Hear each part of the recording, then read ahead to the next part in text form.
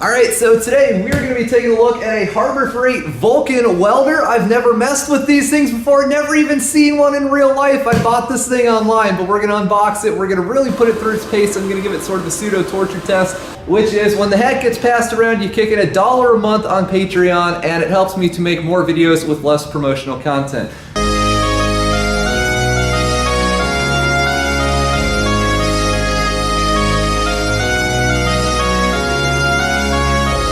Let's begin. I'm really excited about this. I haven't watched any other, reviews on this thing. I haven't really researched it on the internet all that much. It's just like, all right, screw it, let's do it. But this is the other thing that I'll add. I don't claim to be the greatest welder or metal worker in the world, but with YouTube reviews, you never really know what you're getting. I actually do have a background in welding. I don't want to talk myself up too much, but I went through 2 years vocational class in high school, then I went through trade school, left with 5 certifications, and I've been actively in the field for about 8 years or so now. I use all sorts of equipment from all over the world. And, this is getting really rambly, but too bad because I don't want to explain such things. Alright, grab this in a box. Okay, it's a box within a box. Cool. So as you can see, this is a TIG stick machine, even comes with the foot pedal, which is nice. Some companies like to charge a lot of extra money for this. Now I will say, this is a DC only machine, so it'll weld anything except for aluminum, as a lot of you guys know. Kind of wanted to review the AC/DC model, but just didn't have the budget for it this month. Yeah, let's see, output type DC. 120, 240, it's a dual voltage machine, we can conclude from that. So you can run it on a standard 220 or 240 volt outlet, or you can run it with limited output off of 110 volt power, if you have to take it on the road or your garage isn't quite set up yet. All right, this is really exciting. Comes with a 3-year warranty, or at least it's available. Oh, no, you kidding me? They charge you extra for the warranty, which they put in big letters on the friggin' box. All right, well, whatever. They give you a 1-year risk-free trial, which is evidently supposed to be a pretty good deal, but who knows how. It'll be interesting to see if they actually end up paying out on those things. It's like those warranties, which are pretty much impossible to claim. It's great if they do it, but they might not. Congratulations! You've just purchased a state-of-the-art Vulcan Master Series welder. Cool. All right, hopefully we won't have to open that and read anything out of there. Okay, here we go. Now I will say that generally speaking, the way how inverter machines work is if you really hit them hard and run them through their paces like we're gonna be doing in this video, and they survive their first little while in real service, they'll probably last about forever. It's a term called infant mortality. Basically says, like I said, if it's going to have a problem, likely you'll see it in the very first handful of times you use the machine or get it up to temperature, or it'll, like I said, be fine for years. So this is our first problem on the regulator here. You can see this housing appears to be dented and it's missing this lens, even though the packaging that was in it was perfectly fine. All right, maybe it's not dented. All right, thing just popped out. Not good, never actually seen that happen before on a piece of welding equipment, but we fixed it. So here's the reality about the accessories that come with this machine. They are adequate, I'll put it that way. They're not the greatest in the world. Some of them actually do look extremely nice. Others on the low end of things I've seen with other equipment. But I think they will last, and I think that they will give you perfectly fine service, and it's not really anything to worry about. If you want better than adequate, then buy a machine that costs more than $800. I don't want to be edgy or rude, but it's a budget machine. It has to come from somewhere. For example, the gas hose they give you, it's plastic instead of rubber. The DINS plugs that this machine uses, they are the smaller of the 2 standard sizes. Now don't get me wrong, these will work just fine on this machine. However, this is not the same plug that most serious equipment uses. So if you buy this machine and you upgrade to something else a few years later, you'll have to either, convert the leads from that one to this plug if you want to use them on this machine, or use these on that machine, or buy an adapter or something. Not really a deal breaker, but these plugs, they're smaller, less brass, less money. The regulator, that's the thing, they give you a regulator. A lot of people that are keyboard commandos like to carry on and on about how you're gonna TIG weld with a regulator, you need a flow meter. This is perfectly fine and it gets the job done. But, it probably costs them a few bucks less. The stick leads they give you, they're like extension cord thickness. And the stinger lead that they give you, it's kind of cheap. These are, these stingers, I've seen them on at least 3 brands of equipment. It's a classic example of some company over there in China. They just stamp them out by the truckload and sell them to whoever has money. There's several common types of these. This is one of the cheapest. However, it should work, and if it doesn't, you know, you go to your local big box store and buy another one for 20 bucks and it's fine. It's not anything to worry about. Now, there are some things that I really like about this. For instance, the TIG torch. This is a much nicer TIG torch than I've seen on a lot of other types of equipment. It appears to take standard 17 series consumables, which you can buy anywhere. It is not a flex head TIG torch, but most people don't actually need that anyway, and like I said, it's budget. They also give you this thing if you want to use it, which I don't. They give you this starter pack of consumables. What's really great about this is it comes with tungsten in it. This is a place where pretty much every other company on the planet cheaps out. They give you the same exact pack, maybe with a few less things in it, and always with no tungsten. Now let's talk power cords, because this is something that they definitely got right. First off, these are made out of actual rubber, not plastic. Second, they come with a plug. Third, it's a properly molded plug. This isn't something with screws that are gonna rattle loose. But the big advantage to this is, all right, well, first let me preface by saying this. This is for use on 110 volt power. This is 220. Generally, you wanna run a machine like this on 220. You'll get much less performance in a lower duty cycle out of 110. But if you're traveling, like I said, if your garage isn't hooked up, this will be fine for some things.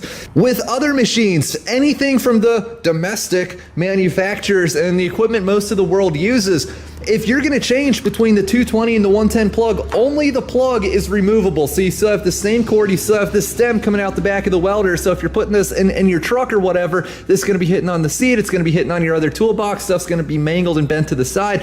However, with this, you just unplug it somehow. And like I said, this is now flush.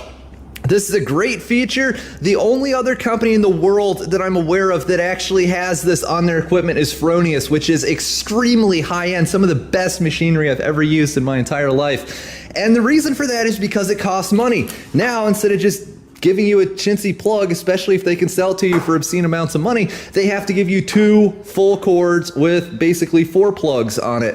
It's a great feature. Like I said, the accessories, they're adequate. Some things are a little cheap, but overall, perfectly serviceable, and on some things, they really got it right. This is another example of that. This is basically a little gauge here.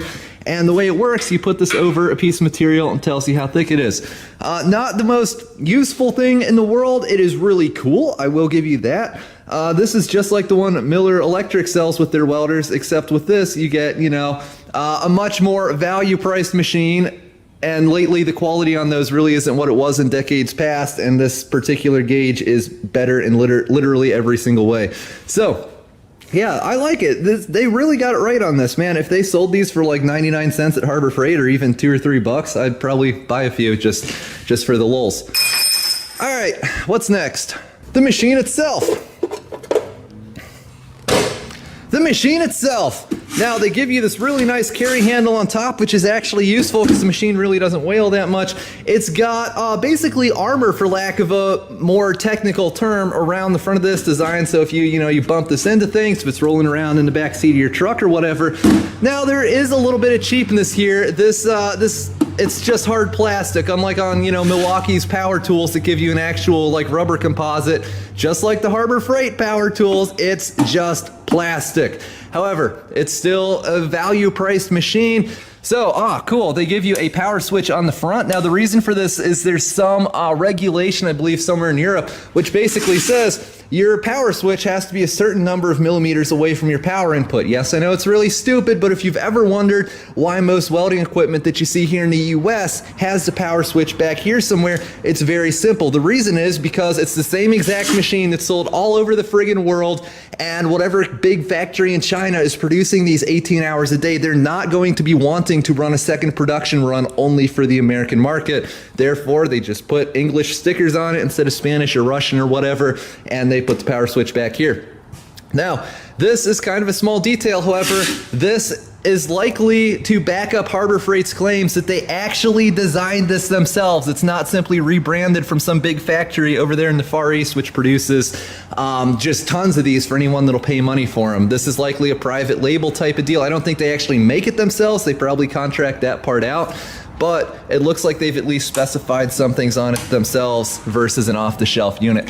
So, power switch here. You got your DINS plug connections here, foot pedal there. Oh wait, I was gonna talk about the construction of the machine. All right, so first off, let's talk about duty cycle. This is a percentage out of 10 minutes which you can run your machine without overheating it. So if I have a machine with a 20% duty cycle at 200 amps, that means I can run it at 200 amps for 2 out of 10 minutes. Most serious commercial industrial equipment is going to be anywhere between 60 and 100% duty cycle maxed out. Machines like this, can't really count on that, but let's see what we have here. This appears to give you a 30% duty cycle at 165 amps, which really isn't bad. Not at all, especially not for a budget machine like this. Yeah, it changes a little bit. This is IP21S rated. I'll have to look up the exact specification for that, but it's basically a resilience to dust, you know, light rain, things along those lines. Yeah, let's see, 120 there, 240 data there. Well, let's actually go through. Oh, look, and it even, this is looking like it would be a great starter machine because it even explains some of this stuff like the duty cycles here. Let's open this thing up and just do as much crap that nobody probably cares about before we actually fire this thing up and start it. Let's see how this thing is actually made.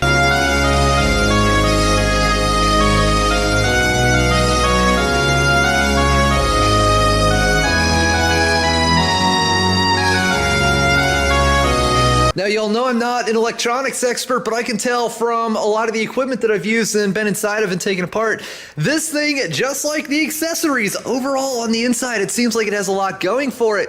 But again, like the accessories, some things aren't really perfect. Now, first off, let's talk about what they did right. 2 out of the 3 main boards here are vertical, and this is done for the simple reason that it protects these PCBs from getting completely covered in dust and then overheating. So that's really good. It's made to shed dust. They do give you a generously large fan on the back of it, and then this plastic shrouding material around the heat shrink in here, which actually does look sufficiently large. You can kind of see that down in there, and it runs all the way back, and then there's a second layer here. So this is sucking air straight through, trying to keep everything cool, which I really like. They're very generous with the heat shrink tubing and protective wrapping of the wires. You can see a lot of things have been lacquer sealed for protection from dust, moisture, vibration, things along those lines. There's some more there and some more over here. Now, some things perhaps could have been done a little bit better. What's really interesting is on a lot of boards like this, you see that they're coated in lacquer and or hot glue in order to protect them from the elements. On this, it's like they couldn't really decide what they wanted to do those things to and what parts of it they didn't. For example, this board, they give you this random little piece of clear plastic here, even though this doesn't even line up with where the vents are. There's just plastic protection here for no apparent reason. It looks like there's a really thin coating of lacquer across all this with just some random gobs of hot glue here and there. Kind of the same over here. You can see like in areas like this, someone's like, oh, let's protect these random parts, but not these random seemingly identical parts, which is really freaking weird. But, you know, they did. I think it's going to be perfectly adequate. Let me put it that way. It's, you know, it's $800. It's not Italian made quality or whatever, but you can see, like I said, lacquered connections, straight up and down boards. They even ground this thing to the steel cover of it as well. It could be a lot worse. I've seen a lot worse than this, and sometimes I've seen it on machines which cost a lot more than this. So I got some steel cleaned up, mill scale removed, and ready to weld, and I will say I took a lunch break, came back out, and immediately I noticed that the shop is full of that signature Chinese smell. It's sort of a strong chemical plasticky smell, and now I've actually been out here for probably about 10 minutes or so sanding all that stuff down, and it's actually bothering my throat a little bit. So my advice is if you end up buying one of these, see if you can, I don't know, unbox it in your garage a day or two before you try to use it. Now, what's really interesting is we got this fired up now. This machine doesn't actually have any type of like a digital display or readout to tell you exactly what your settings are. But let's see how this works, all right? We got the white numbers, which are gonna be for 110, 120 volt operation.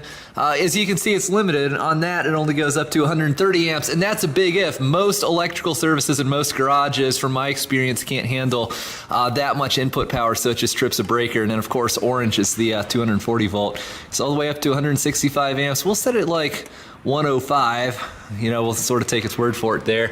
And let's see, so we got high frequency TIG, TIG pulse, and TIG lift start. We're gonna start off in the high frequency to see how that works. It's the big moment.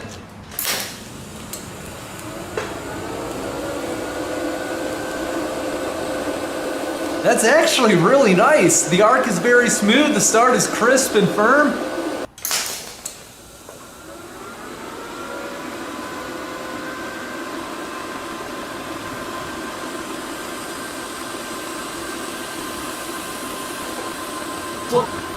There, they give you a very generous post flow with this, which isn't adjustable, I'll add. So, what do I think? I think this thing welds great. This is my first ever real weld with this thing. I just ran like an inch long bead to get the feel for this and started sticking stuff together with it. And it honestly welds really friggin' well. Am I in frame right now? I hope I'm in frame right now. Now this thing welds remarkably smoothly, but to be honest, everything welds for the most part, remarkably smoothly. At least on DC. This is the thing. On AC/DC TIG machines on aluminum, there's definitely some differences, but for the most part, pretty much any DC TIG machine, it's gonna weld about the same regardless of what it costs. This is one of the big hidden secrets, if you will, of the welding world. Like I said, pretty much everything welds exactly the same. What you're paying for is the name on the side of it, you know, the amperage, the specifications, the parameters, and where it's made. Those are really the three big things, but most anything on the market welds well, and this is no exception. Now, another thing that I really like about this machine is it has a fan on demand function. I don't know, I think that's someone's second-rate trademark, but basically, the fan on this thing, it only runs as the machine's actually welding and immediately after. So, this does two things. It makes it so you don't have to listen to what I refer to as a tornado siren fan. You know, cranking away the whole time the welder's turned on. The other thing is it adds to the life of the fan so it doesn't burn out as fast, but I don't think I've ever known someone who's had a fan on a welder go out, so you tell me how big of a deal that is. So, really like the way this thing welds. I'm tempted to set up an arc shot and show you guys, but they're a lot of work to set up, and all people ever do is whine and complain about them, so I'm just not going to bother. But let's try out a couple other of these functions, and we'll weld some other stuff with it here. Let's see how it does on some thin material running pulse. Now, I'm not sure if this is going to be a high-speed or a low-speed pulse, because, well, you're trying this with me for the very first time. We'll just strike an arc here, see what happens.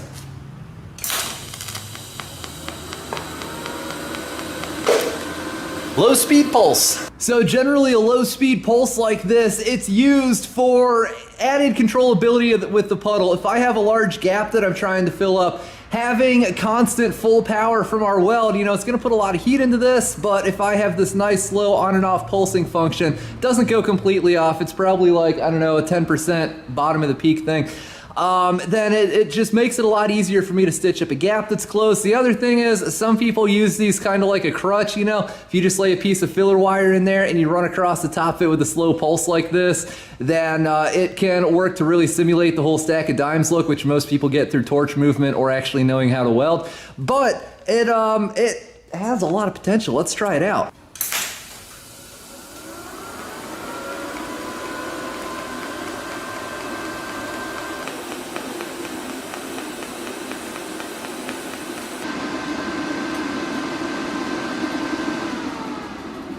Now the next thing I want to try is the lift arc TIG on this thing. I guess we just bumped this into place here. Now the difference between this and high frequency is with high frequency TIG, you know, you've got your tungsten electrode here, you got the workpiece here, there's some high frequency current essentially which jumps between that gap and initiates the arc. With this, we basically are going to have to touch our electrode to the workpiece and then pull up like that to initiate the arc. The advantage, high frequency is supposedly bad for electronics. You know, everybody likes to parrot this stuff. I don't think I've ever actually seen a verifiable case of, you know, someone's computer in their car getting fried by someone welding on a muffler with high frequency TIG. But, you know, whatever the keyboard command does say, right? So, I am going to do a little bit of cup walking with this thing once I can get everything set up about the way that I like it.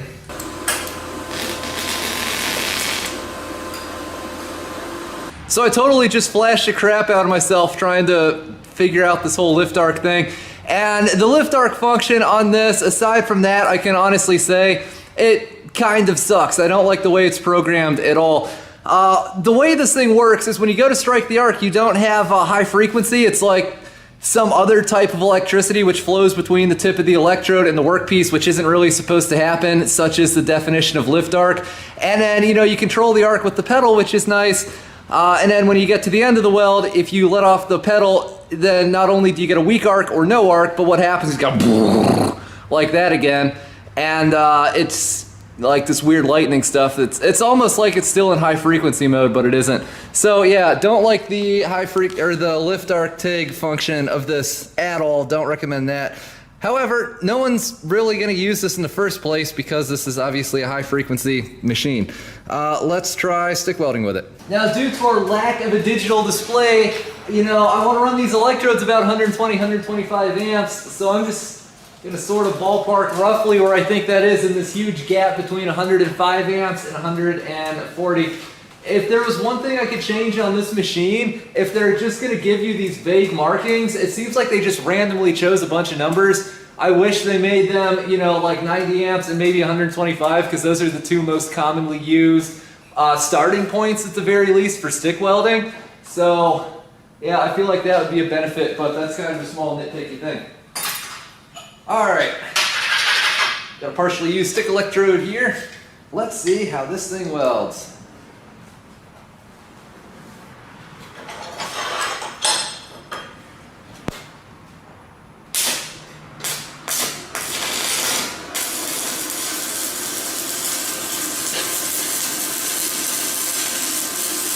So this thing has a very unique stick arc.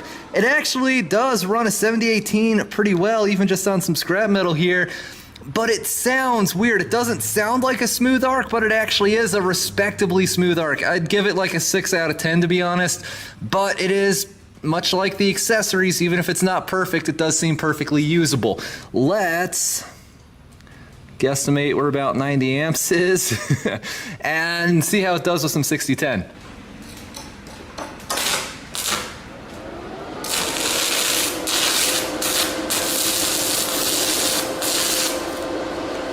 No, it does not run 6010. So 6010 is not a friend of the Pro TIG 165.